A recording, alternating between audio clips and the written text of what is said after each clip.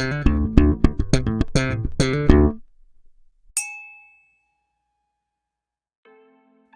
my friends, and welcome to another whiskey review with me, the Whiskey Novice. Thank you for joining me for review number 251, and we are back in Ireland looking at the Dunvilles 10-year-old Palo Cortado.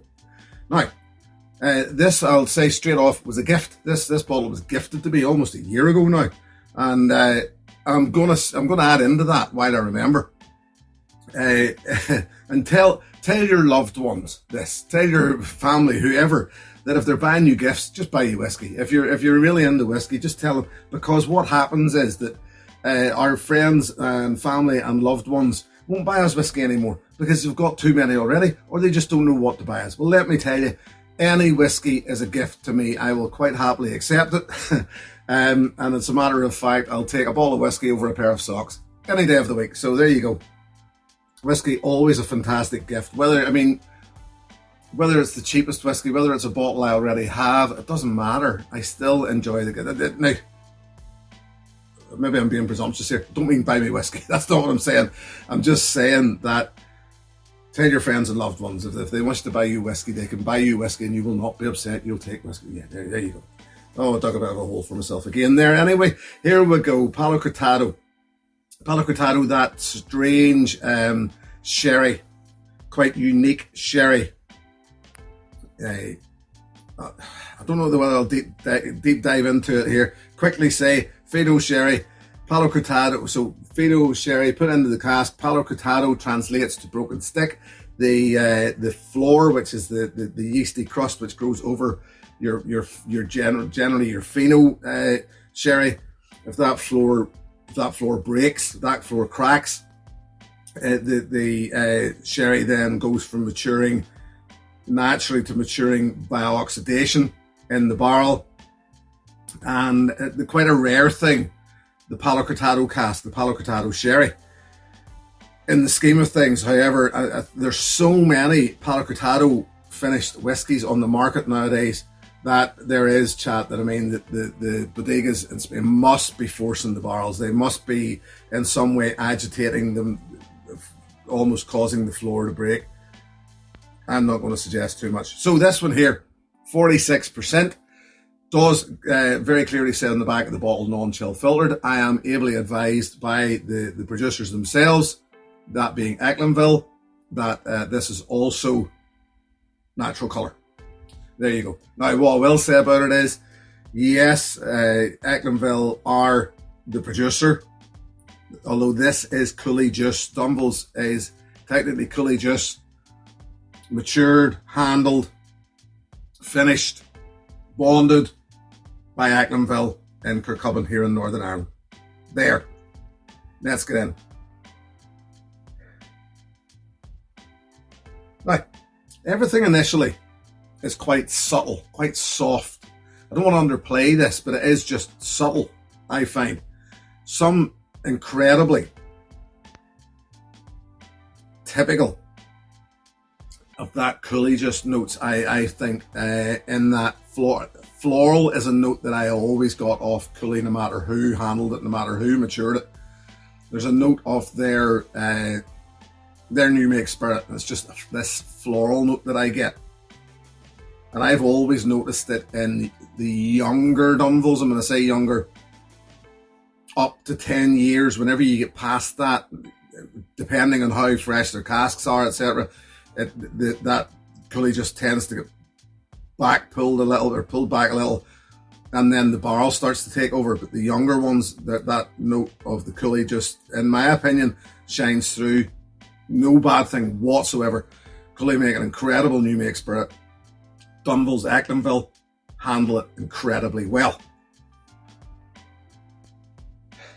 And then, yeah, so this is already coming to life. New calf leather.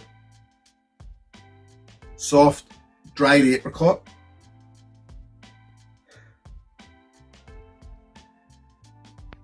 I'm going to say it straight away. One of the words that just comes to mind here, almost instantly, is natural. Everything in this smells natural. The sweetness smells natural. Fruit, I said it already, apricot, soft apricot. Yes, dried apricot is one of those big ones, and leather again. Nothing is forced or fake. The sweet notes are fresh and fruity. The weirder, slightly funkier floral notes are there from the cask, you imagine. I mean, yes, I said about the floral note. To me is kind of what is reminiscent of Cooley juice, but I imagine there's a lot of the barrel in play also, or barrels. This is, I should have said, this is a vatting of a ex-bourbon cask, and then finished in. I'm going to go slowly at this because I'm trying to recall all the information that was given. Palo Cortado hogsheads for a minimum of 2 years, so it's a minimum of 8-year-old, I think, ex-bourbon cask. So it's there'll be older whiskey in there, and at least 2 years then hoggies, and then vatted together. I think something close to that anyway. There's some, I'm going to say, slightly overripe fruit notes. Sweet cigar smoke. And a distant perfume. An awful lot of that, I do think, is probably coming from the Palo Cortado casks. Let's get into the palate. I've dallied enough.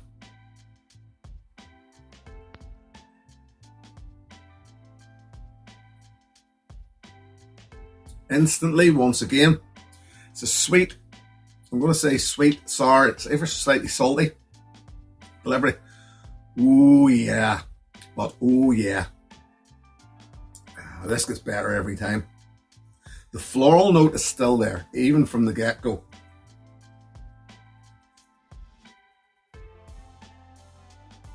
I sometimes confuse. There are the odd, rare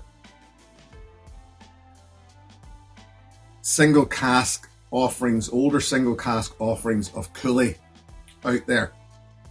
Maybe when I say single cask, independently bottled. There's an old, I think there's an old Berry Brothers and Rudd Cooley that's floating about. There's an old, there was definitely old, their name will come back to me. There in Campbelltown. Cadenheads. How could I forget that? There were definitely Cadenheads independent bottlings of Cooley. And the same independent bottlers, certainly in Cadenhead's case, were independently bottling Bushmills at times. Every now and again they would have done it. This Cooley juice sometimes could be mistaken for Bushmills, in that there's a thread of something in there which to me reminds me a bit of Bushmills as well.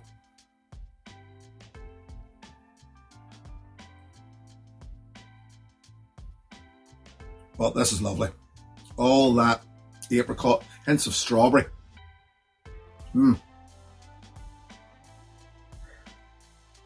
Balances perfectly between savoury and sweet. There is a slight off, funky, creamy note. Even, I'm going to suggest even it's a weird sort of vinegary, almost, when I say vinegary, natural yogurt note there.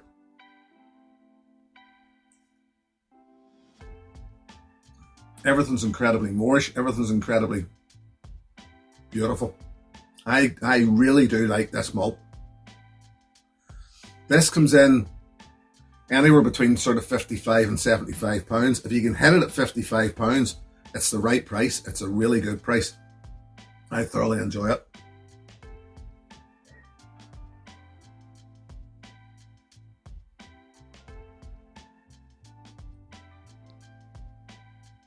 It almost changes with every sip. And if you stick with it, it just shows up in spades. It just keeps coming. And carries on into a really good, solid, fairly good length finish. And I mentioned about Bushmills and it was the note of it. It was the Bushmills note, and it's in a good Bushmills. I get this real rush of blackcurrant at the back of the palate. There's hints of it here as well.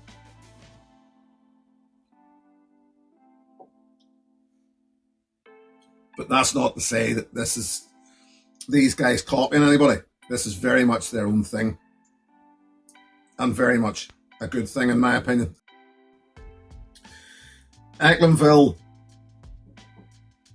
the Dunvilles name, when you see the Dunvilles name on a label, single malt wise, it's usually sherry cask matured, or certainly there's been sherry cask in it somewhere, should I say. And they were one of the first that I seen popping up with Palo Cortado casks. PX, sweet, rich, bold, they're good at it. Oloroso, sweet, rich, round, they're good at it. Their Palo Cortado is to me is top notch. Weirdly, a drop of water and it becomes all floral and perfumed at the beginning.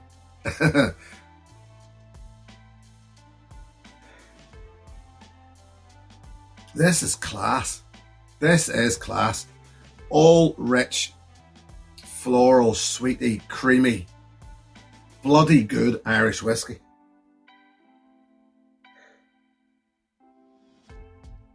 Even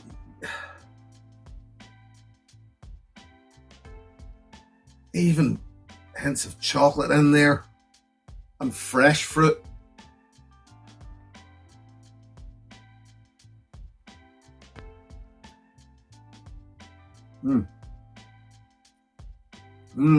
Really good palate.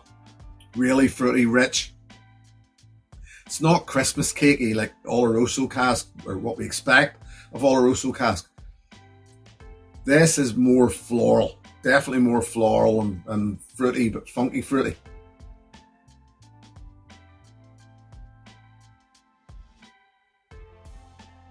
Finish remains long. I love this. I love this. Before I slip on to do the alternative, I've got a wee drop of something here. Now this is actually Palo Cortado sherry. This I was given a little bottle by a good friend of mine because I'm not a sherry fan. In whiskey maturation finishes, etc. Yes, but not by itself, not as a drink. And I've poured this, but I haven't actually nosed it or tasted it. So it was just a little curiosity for me. I didn't pour all of the sample that I had. I just decided to pour a little drop in a glass just to see out of curiosity. So here, now, live, if you will, I am just nosing whiskey that has been finished in Palo Cortado casks against some actual Palo Cortado. And as I imagine, I just do not like sherry. It doesn't, in most cases, it doesn't act anything like the casks and what the whiskey's doing in there, and I don't expect it to. I would have liked, though, to have found something. Remembering, obviously, that the bodega who produced this is probably not the same bodega whose barrels these guys are using. This is just, I know I'm generalizing here, and I apologize, but I just thought I would do this for a laugh. Remembering that sherry is wine. And I have to keep telling myself that when nosing sherry, that it is just fortified wine, but oh man, I struggle with it.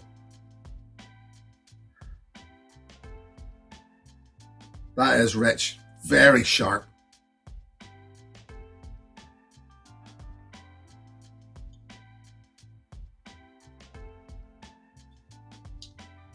Nope. Nope.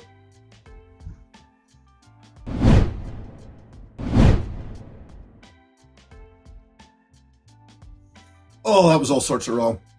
Oh, I do not like sherry. What is it? How do they get? I don't know. Anyway, I'm slightly copping out again. Man, I can still taste like mushrooms. What's that about? I'm slightly copping out a bit here because I believe the last Palo Cortado cask I reviewed was this. And this is what I'm actually offering up as my alternative, because if you didn't watch my review for Glenmorangie Palo Cortado cask, 12-year-old, in it I offered up the Dunvilles 10-year-old as my alternative. You may be seeing something here. I don't have an awful lot of Palo Cortado cask finishes. And the thing about it is, I do actually have a couple of Palo Cortado independently bottled Palo Cortado finished whiskies. Dramore, I've actually got a couple of Dramore independently bottled Palo Cortado finished whiskies, but neither of them acted like these. It's a matter of fact, I would nearly go as far as saying the finish was more like that. It was getting more along the lines of a PX or even cream sherry. Oh, I don't know why I went back to that. That's no. Whoa. But yeah, I said it at the time whenever I reviewed the Glenmorangie that I think, well, actually I'm convinced now that the Dunvilles is better. However, if you have the Dunvilles Palo Cortado and you wanted an alternative, you want to try, you're enjoying it and you want to try something different, then you really should give the Glenmorangie a go then. Because the Glenmorangie Palo Cortado is similar but different. So yeah, that's my alternative for you. There are, as I mentioned earlier on, an awful lot of Palo Cortado finishes on the market nowadays. Weirdly so, because surely there shouldn't be that many Palo Cortado casks available, but maybe I'm wrong when I say that they're forcing them, but who knows. This is lovely. And weirdly, after nosing that actual sherry and going back to this, there are the slightly, certainly on the nose, when you can get round the more vinegary notes, there definitely is something there. But that's a good whiskey in my opinion. Good whiskey in my opinion. So we'll leave it at that. Say thank you very much for watching. Always a pleasure. Thank you very much to my patrons, should anybody wish to join that group. The details are in the video description below. I'll be back the next time with something a little different. Till then, my friends, look after yourselves. Here's to your good health. Cheers! Hey, thanks for watching my video. Please click and subscribe to be notified of further content.